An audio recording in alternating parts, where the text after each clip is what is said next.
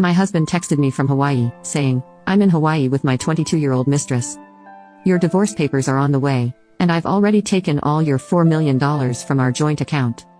I couldn't help but laugh, and replied by sending him my account statement, which showed $4 million in credit, because the account he emptied was actually. The text came while I was helping customers at my boutique. "I'm leaving you and moving to New York with my 21-year-old girlfriend. I've already emptied our joint account." My hand stayed steady as I read it. My voice didn't shake as I helped Mrs. Timothy pick out a scarf. The only sign that my husband of 13 years had just ended our marriage by text was a small tightening around my eyes. I waited until Mrs. Timothy left, her purchase wrapped in our usual silver paper, before I typed my response, "Good luck. My name is Kelly, I'm 39, and today I got the coldest goodbye message ever."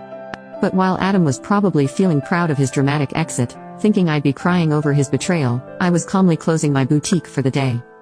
The signs had been there for months, the late nights at work that didn't match his pay, the sudden password changes on his phone, the way he started going to the gym all the time, buying new clothes, trying to feel young again.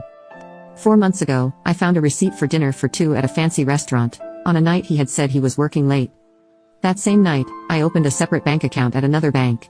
A week later, when he suggested combining our money to make things easier, I smiled and agreed. Meanwhile, I quietly moved my personal savings to my new account, the joint account he just emptied. It had just enough money to keep him from getting suspicious, about 3 months' worth of regular deposits. The rest was safely in my account, along with detailed records of every shady transaction he'd made over the past year. My phone buzzed again. "Don't bother begging. Lauren and I leave tomorrow. I'll send for my things later." Lauren, the new receptionist at his office. I had met her at the company Christmas party. I saw how she laughed too hard at Adam's jokes, how she touched his arm when she thought no one was looking. She was young enough to be his daughter, naive enough to think she was special. I didn't reply to his text. Instead, I called my lawyer, the one I had spoken to 2 months ago when I saw hotel charges on our credit card. "It's time," I said. "He just made his move." "The papers are ready," she replied. "I'll file them first thing tomorrow. Do you want him served in New York?"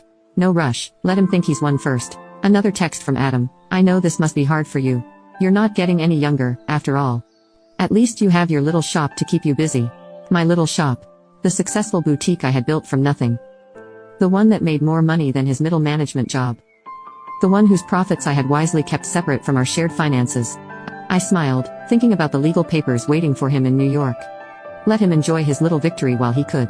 That evening, I stayed in her house. No, my house. The one I inherited from my grandmother. The one I had never put Adam's name on, despite his many hints over the years. Another smart decision. While gathering the paperwork for my lawyer, I found our wedding album. Adam looked so different back then, before his midlife crisis turned him into a joke. Now he wore shirts that were too tight for his softening belly. He tried too hard to fit in with the younger crowd at work, using slang that sounded ridiculous coming from a 46-year-old man. My phone kept buzzing, more texts, each one more arrogant than the last. "I've been planning this for months. Lauren understands me in ways you never could. You'll be fine. Maybe you'll find someone more your age. I already told my family. They agree. We grew apart. It's nobody's fault, really." I took screenshots of every message and saved them in my evidence folder. Let him keep talking. My lawyer would love the proof, his confession that he had planned this, his bragging about draining our account. Then the last message caught my eye. "By the way, I used the joint card to book our flights and hotel. Consider it my parting gift." "Oh, perfect." I called the credit card company. "Mrs. Walters speaking. I need to report fraud and cancel a card immediately." "Of course, ma'am. Can you tell me which charges?" 3 first-class tickets to New York, booked today. A hotel stay at the Royal Palm. And I need to remove my husband as an authorized user. "Do you have proof of the fraud?" Text messages from my husband admitting he used our joint card to book a trip with his girlfriend after emptying our bank account. "I can send them to you." The woman on the phone kept her voice professional, but I could hear the slight satisfaction as she canceled the charges. By tomorrow, Adam and Lauren would show up at the airport only to find their tickets useless, their hotel reservation gone. My phone buzzed again. "Don't worry about the house. I'll let you stay there until you find something smaller." I actually laughed out loud. Did he really think he had any right to my grandmother's house? Had his ego gotten so big that he forgot whose name was on the deed? Another text. "I know the shop means a lot to you. We can figure out a fair price for your half." My half of my business, the one I built? The one I funded while he complained about my long hours and called it a hobby. I poured myself a glass of wine, the good kind, the kind I had been saving for a special occasion. This counted. Tomorrow, Adam would get a lesson in property law and separate assets. But tonight, I would enjoy the quiet and start planning my next chapter. The next morning, my phone lit up with angry messages.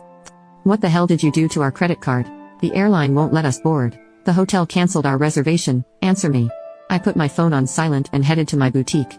Wednesdays were always busy, and I had a new shipment of designer handbags to unpack. Life goes on.